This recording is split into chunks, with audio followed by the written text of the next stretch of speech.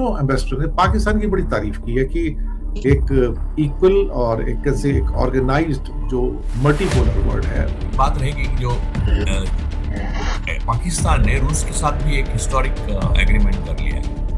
Russia China Pakistan की जो axis है, ये जो निकल कर आई है, ये अपने आप में बेहद इम्पोर्टेंट है। रशिया के साथ जो इंडिया के रिश्ते हैं वो नॉस्टैल्जिया जितने रह गए।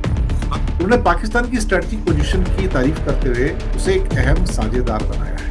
देखिए समझ सकता है। और आप अमेरिका से हाथ जोड़ रहे हैं, अभी तो कल की ही खबर है। केवल हथियार देंगे, टेक्नोलॉजी कभी नहीं देंगे। और आप जानते हैं कि हमारी सबसे बड़ी प्रॉब्लम है कि हम वेस्टर्न पावर से जो खरीदते हैं हमें टेक्नोलॉजी नहीं मिलती है। ऐसा नहीं है। एक अजीब सी कहानी निकल कर आई है कि पाकिस्तान के अंदर चाइना के और रशिया के जो एम्बेसडर्स हैं उन्होंने अपनी 25 साल की दोस्ती के ऊपर एक राइटअप लिखा और उस राइटअप के अंदर पाकिस्तान का एक बहुत बड़ा उन्होंने डिटेलिंग दिया है कि पाकिस्तान स्ट्रेटेजिक तौर पर उनके लिए क्यों ज्यादा इंपॉर्टेंट है। ये शायद इसलिए भी थोड़ा अजीब लग रहा है कि भारत तो धीरे धीरे एक किस्म से कहा जाए तो अब रशिया को छोड़ के अमेरिका और नेटो की ओर झुकता नजर आ रहा है, इजराइल की ओर झुकता नजर आ रहा है। ये बात तो क्लियर हो चुकी है। इस बात का एहसास तो रशिया को हो चुका है कि इंडिया धीरे धीरे अमेरिका की ओर जा चुका है और अब वापस आने वाला नहीं है। हाँ, अपने मतलब के लिए हमसे थोड़ा बहुत तेल वगैरह खरीद रहा है, वो उतना ही चल रहा है, या थोड़ा मिलिट्री इक्विपमेंट जो पुराने कंपोनेंट्स है उसको ले रहा है। बाकी तो कुछ ऐसा फिलहाल बचा हुआ लगता नहीं है।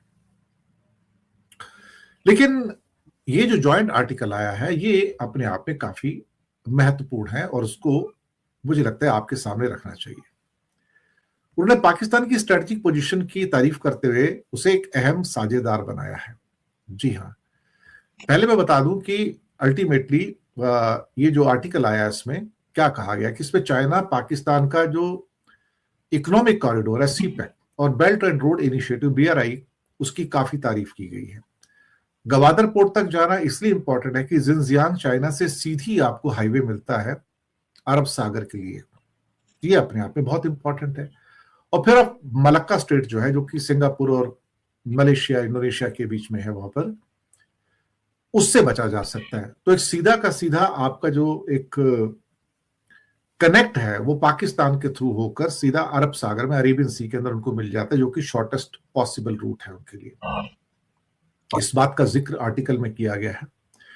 इस आर्टिकल के अंदर रशिया के साथ बढ़ता हुआ एनर्जी और जो डिप्लोमेटिक साझेदारी है, खासतौर से पाकिस्तान की भी और चाइना की भी, इन दोनों के बारे में बात की गई है कि पाकिस्तान स्ट्रीम गैस पाइपलाइन की जो योजनाएं जो रशिया से हो सकती हैं उसके बारे में बातचीत की गई है, जिसमें चाइना पाकिस्तान को मॉडर्न मिलिट्री इक्विपमेंट देता है। JF-17 तो अब वहीं पर बन रहे हैं, अंदर देखा जाए तो पाकिस्तान के अंदर ही बनते हैं, और मिसाइल टेक्नोलॉजी भी देता है।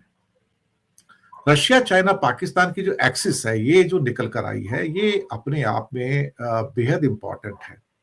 हालांकि इससे पहले चाइना रशिया ईरान की एक्सिस है, चाइना रशिया नॉर्थ कोरिया की एक्सिस है, चाइना रशिया अफगानिस्तान की एक्सिस है। लेकिन चाइना रशिया पाकिस्तान की एक्सेस एक ऐसी एक्सेस है जो उनको सीधा अरब सागर के अंदर एक बहुत इंपॉर्टेंट कनेक्टिविटी देती है। और शायद ये कारण भी है कि रशिया ने रिसेंटली गवादर पोर्ट को INSTC यानी कि इंटरनेशनल नॉर्थ साउथ कॉरिडोर, जो कि कैस्पियन सी से ईरान में से होके जाता है, उससे कनेक्ट करने की परमिशन दे दी। तो ये इस बात का पहला इंडिकेशन था कि रशिया की नजर में भी पाकिस्तान जो है अब इंपॉर्टेंट हो रहा है। इसके पीछे एक ये भी कारण है कि भारत धीरे धीरे क्या है कि पश्चिमी देशों की ओर जा रहा है। भारत की जो एशिया की रशिया की नजर में भी पाकिस्तान जो है अब इंपॉर्टेंट हो रहा है। इसके पीछे एक ये भी कारण है कि भारत धीरे धीरे क्या है कि पश्चिमी देशों की ओर जा रहा है। भारत की जो एशिया पैसिफिक रणनीति है और भारत के साथ जो अमेरिका के जो संबंध है इस टाइम, उसे लेकर चाइना और पाकिस्तान भी इस टाइम फिक्रमंद है। रशिया भी फिक्रमंद है कि भारत धीरे धीरे अमेरिका की ओर झुकता चला जा रहा है। अब इसको देखते हुए और जो इमर्जिंग पॉसिबिलिटीज है जहां पे रशिया और चाइना दोनों टकराव की स्थिति में है, वहां पर भारत का अमेरिका, वो भी नाटो कंट्री है, उसकी ओर झुकना एक किस्म से रशिया के अंदर भी एक उलझन पैदा कर रहा है। दूसरा, शंघाई कोऑपरेशन ऑर्गेनाइजेशन जो है वो एक ऐसा मंच है जो एक किस्म से कहा जाए तो इंडिया उसमें है तो सही, लेकिन कहीं ना कहीं वहां भी चाइना का जो प्रभुत्व है वो कहीं ज्यादा मजबूत होता हुआ हम पर नजर आ रहा है। लेकिन अभी रूस और चीन अपनी फ्रेंडशिप की 25th सालगिरह मना रहे हैं, और जहां पे पॉलिटिकल, इकोनॉमिक और जो रीजनल और साथ में स्ट्रेटेजिक जो साझेदारियां हैं, जो पार्टनरशिप है, उसको और गहरा करने में उनका आपस में कमिटमेंट जताया गया है। पाकिस्तान में रशिया के जो एम्बेसडर हैं अल्बर्ट पी खोरेव, और चाइना के जो एम्बेसडर हैं जियांग जेडोंग, उन्होंने एक जॉइंट आर्टिकल लिखा जिसमें पाकिस्तान के साथ रिलेशनशिप को मजबूत करने की बात की गई है। पाकिस्तान के साथ जो स्ट्रेटेजिक सिचुएशन है उसकी तारीफ की गई है। उसे रूस और चीन का एक करीबी सहयोगी बताया गया है, दोस्त बताया गया है, और ये भी कहा गया है कि फ्यूचर में हमारा जो कोऑपरेशन है या कोऑर्डिनेशन और ज्यादा गहरा होगा। रशिया और चीन का जो आर्टिकल है, उन्होंने 2001 की जो ट्रीटी थी उसे एक बहुत इंपॉर्टेंट डॉक्यूमेंट बताया। उनका कहना था कि रशिया और चीन के बीच में जो एक स्ट्रेटेजिक साझेदारी है वो दुनिया को स्टेबलाइज करने के लिए बहुत इंपॉर्टेंट है, और एक मल्टीपोलर वर्ल्ड का इमरजेंस होना जरूरी है, क्योंकि अभी तक ये यूनिपोलर वर्ल्ड था जहां पे अमेरिका की हेजिमोनी चल रही थी। इन्वेस्टर्स का यह कहना था कि इस समझौते ने इक्वालिटी, म्यूचुअल रिस्पेक्ट और दोनों साइड के लिए जो फायदा हो सकता है, म्यूचुअल बेनिफिट की बात जो होती है, उस पर चल रहे संबंधों को एक ऑपरेशनलाइज डोमेन प्रदान किया है। तो इसका मतलब है कि पूरे के पूरे जियोपॉलिटिकल सेंस के अंदर इन दोनों की जो दोस्ती है नया मॉडल बनकर आई है।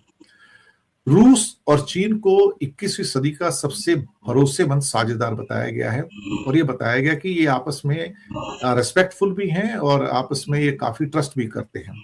इसका मतलब है कि ये दोनों के बीच में जो दस्तावेज था जो साइन हुआ था 25 साल पहले, बाइलेटरल जो इनके सारे के सारे संबंध हैं, उसका वो एक गाइडिंग लाइट भी है। ये इन्वेस्टर्स कहते हैं कि जो आपसी पॉलिटिकल जो क्रेडिबिलिटी है, जो ट्रस्ट है, वही हमारा बेसिस है, और उसको लेके बीच में जो बीजिंग गए हैं और बीच में और भी यात्राएं हुई हैं, तो कहीं ना कहीं जो हाई लेवल का जो एक्सचेंज है उसको याद किया गया है। इसके साथ शी जिनपिंग के साथ जो पुतिन साहब की ट्रेड है, एनर्जी है, ट्रांसपोर्ट है, इनोवेशन है, एजुकेशन है, 40 समझौतों के ऊपर साइन किए गए हैं। और दोनों एम्बेसडर ने पाकिस्तान की बड़ी तारीफ की है कि एक इक्वल और एक ऑर्गेनाइज्ड जो मल्टीपोलर वर्ल्ड है उसके अंदर हम सब की जो सॉवरेनिटी है और जो न्यूट्रलिटी है उसको हम सम्मान करते हैं, उसको रिस्पेक्ट देते हैं। पाकिस्तान के साथ मिलकर काम करने की इच्छा की। ब्रिक्स में शायद पाकिस्तान जल्दी आ जाएगा, हालांकि इंडिया उसको अपोज करता रहेगा, लेकिन रशिया और चाइना दोनों चाहते हैं कि पाकिस्तान ब्रिक्स का मेंबर बने। एससीओ में ऑलरेडी वो हैं। इसके अलावा कई और ऐसे मंच हैं जहां पर चीजों को और मजबूत बनाने की दिशा में आगे बढ़ने की बात की जा रही है। साथ में अफगानिस्तान भी एक धुरी के रूप में निकल के आया, और मॉस्को फॉर्मेट जो कंसल्टेशन है वो अफगानिस्तान के साथ अपने संबंधों को बेहतर करने में, खासतौर से चाइना और रशिया दोनों को, उसके लिए एक मंच प्रदान करता है। तो बहुत सारी चीजें निकल कर आई हैं, लेकिन ये इस किस्म से एक जॉइंट आर्टिकल का आना हैरान करने वाला है, किसी एक कंट्री को फेवर करता हुआ, वो भी 2 इन्वेस्टर्स के द्वारा। लेकिन उस एटॉमिक पावर होने को, और आप देखिए कि पाकिस्तान जब एटॉमिक पावर हुआ था, हम आप उस समय जवान थे, कितना तमाशा मचा था और इलीगल कहा गया था उसको, बहुत सारे सैंक्शन लगाए गए थे, सब कुछ हम जानते हैं अच्छी तरह से। तो हिंदुस्तान के लिए पाकिस्तान पे बम गिराना, पाकिस्तान के लिए हिंदुस्तान पे बम गिराना, सिवाय बेवकूफी के और सेल्फ डिस्ट्रक्शन के कुछ नहीं होगा। तो ये तो यूज है नहीं हमारे पास। तो अपने एटॉमिक पावर होने को डिप्लोमेसी में हम क्यों नहीं यूज कर पा रहे? नहीं सर, एक बात है, इसमें एक बात रहेगी कि जो पाकिस्तान ने रूस के साथ भी एक हिस्टोरिक एग्रीमेंट कर लिया है 2 दिन पहले। रूस के साथ तो हमारे रिश्ते खराब हुए हैं। अभी एक अखबार की हेडिंग थी कि रशिया के साथ जो इंडिया के रिश्ते हैं वो नॉस्टैल्जिया जितने रह गए। हाँ, क्योंकि देखिए समझ सकता है। और आप अमेरिका से हाथ जोड़ रहे हैं। अभी तो कल की ही खबर थी ना, आपने भी लेके हम एलएनजी लेके थी कि आप जो है अमेरिका से मांग रहे हैं ये इजाजत कि रशिया से हम तेल खरीद लें। तो जिस रशिया के दम पर आपने अमेरिका को इंडिया में घुसने नहीं दिया था, उस जमाने में, उस जंग में घुसने नहीं दिया था, उस रशिया से तेल लेने के लिए आप अमेरिका से अनुमति मांग रहे हैं। उसने ये कहा कि रशिया हिंदुस्तान के साथ जो हथियारों का मामला था वो बहुत पुराना है, हिंदुस्तान का जो हथियारों का बेस है वो रशिया का है, और वेस्टर्न पावर केवल हथियार देंगी, टेक्नोलॉजी कभी नहीं देंगी। और आप जानते हैं कि ये हमारी सबसे बड़ी प्रॉब्लम है कि हम वेस्टर्न पावर से जो खरीदते हैं हमें टेक्नोलॉजी नहीं मिलती है। इजराइल और अमेरिका का जो ट्रम्प साहब की एडमिनिस्ट्रेशन जो है, ये इसको हम लोग एप्स्टीन फाइल के नाम से जानते हैं, एप्स्टीन क्लास के नाम से जानते हैं। एप्स्टीन क्लास वर्सेस ऑल, ऐसी वर्ल्ड ऑर्डर अब हुई है। और आपने ट्रम्प साहब को चाइना में देखा, चीन, ईरान, रूस, पाकिस्तान सब इकट्ठा आ गए। उनके पास लबालब भरे हुए तेल के भंडार हैं। उनके पास क्या क्या है वो आपने जो 16-15 दिन की वॉर हुई उसने देखा, जंग में देखा आपने। तो इसमें हार किसकी होनी है और जीत किसकी होनी है निश्चित है। नेतन्याहू का अपना अलग इंटरेस्ट है कि सब एजेंडा है जो आपको भी मालूम है। उसका दूसरा जज, उसकी इंक्वायरी करने वाला दूसरा जज मारा गया कल, एक्सीडेंटल डेथ। नहीं वो उसमें से 2 ही बची हैं क्योंकि एक तो लताड़ रहे हैं ट्रम्प साहब, माय फ्रेंड। तो अब नेतन्याहू हैं और ये यूएई के शेख हैं और बाकियों को गले लगा के अफगानिस्तान भी है। बस ये है प्राइम मिनिस्टर लेवल पे अभी मुलाकात नहीं होती है, लेकिन अफगानिस्तान भी है। अभी हमने एक डील साइन की है उनके साथ। और नहीं, वो अलग चीज है। वो प्रियतमा मान के गले वाले लगाए तो बुरखा उड़खा पहनाने नहीं देंगी, तो वो अलग ही अफगानिस्तान का अलग लेवल पे हमारा इश्क हो जाएगा। तो और अफगानिस्तान इस झंझट में पड़ने वाला नहीं है। उसका कोई वो भी नहीं है कि ईरान, यूएई, उसको इन्वेस्टमेंट चाहिए, कहीं से पैसा चाहिए, पैसा आप दे रहे हैं इसलिए वो खुश है।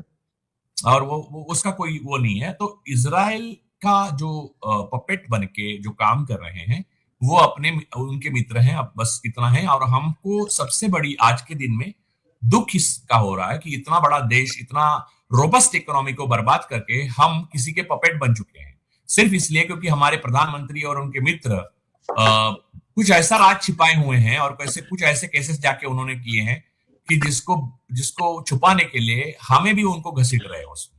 जबकि पूरा देश, Hindustan overall by and large देश ईरान के साथ है, रूस के साथ दिल है।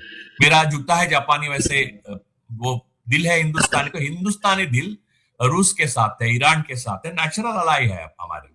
और हमें कोई छोड़ने की जरूरत नहीं थी। पाकिस्तान ने उनको पकड़ लिया फट से, हमने छोड़ा तो। अब एलएनजी से भरे लबालब जहाज पाकिस्तान में आएंगे। कतर से आ रहा है, बताइए।